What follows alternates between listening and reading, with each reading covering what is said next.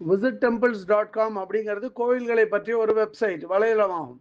இன்னைக்கு இந்த visittemples.com மூலியமா தமிழ்நாடு கும்பகோணம் பக்கத்தில் இருக்கிற திருக்கூடலூர் அப்படிங்கிற இடத்துல இருக்கிற ஸ்ரீ ஜெகத் ரட்சக பெருமாள் கோயிலை பற்றி தெரிஞ்சுக்க போகிறோம். திருக்கூடலூர் ஜெகத் ரட்சக பெருமாள் கோயிலுக்கு வையம் காத்த பெருமாள் கோயில்னு மற்றொரு பேரும் உண்டு. மகாவிஷ்ணுக்காக மங்களாசாசனம் செய்யப்பட்ட 108 திவ்ய தேசத்துல இந்த திருக்கூடலூர் கோயிலும் ஒன்று. 8ஆம் நூற்றாண்டுல சோழ மன்னர்களால் கட்டப்பட்ட இந்த கோயிலை பின்னால் வந்த விஜயநகர மன்னர்களும் மதுரை நாயக்கர்களும் இந்த அளவுக்கு விருதி பண்ணான்.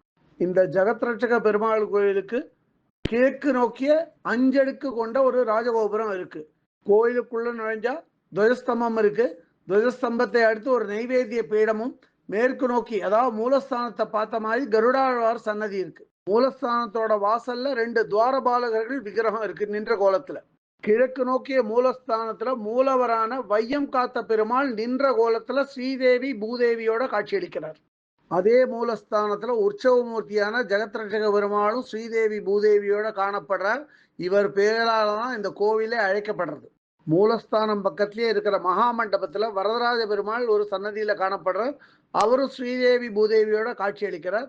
அவர் சன்னதி பக்கத்திலே விஸ்வக்சேனருக்கும் தனியா ஒரு சன்னதி இருக்கு. வெளி மண்டபத்துல பூவராக பெருமாளுக்கு தனியா ஒரு சன்னதி இருக்கு. பூவராக பெருமாள் சன்னதியை நோக்கி சக்கரத்தாழ்வார் யோக நரசிம்மரும் ஒரே சன்னதியில காணப்படுறார். கோவிலோட வெளிப்பிரகாரத்துல ஆழ்வார்களுக்கு தனியா ஒரு சன்னதி இருக்கு.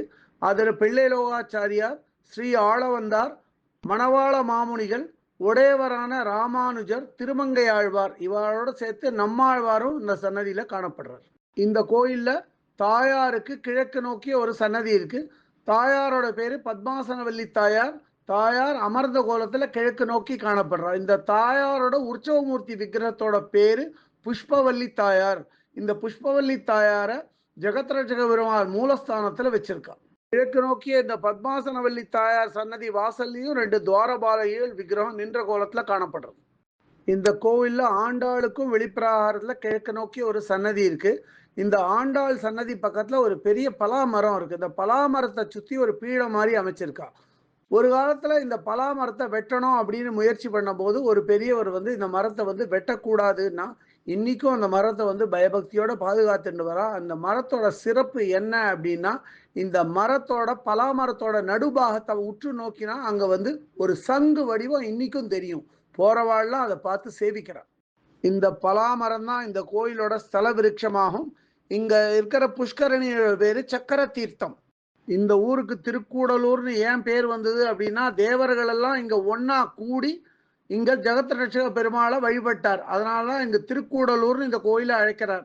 இந்த கோவிலுக்கு திருக்கூடலூர் ஆடுதுறை பெருமாள் கோயில் அல்லது வையம் காத்த பெருமாள் கோவில்னு ஒரு பேர் இருக்கு. இந்த கோயிலை பற்றிய இதர விவரங்கள் வேணும் அப்படின்னா www.visittemples.com அப்படிங்கிற வெப்சைட்டுக்கு போயிட்டு இந்த கோயிலை பற்றிய எல்லா விவரங்களையும் ஆங்கிலத்தில் படிக்கலாம்.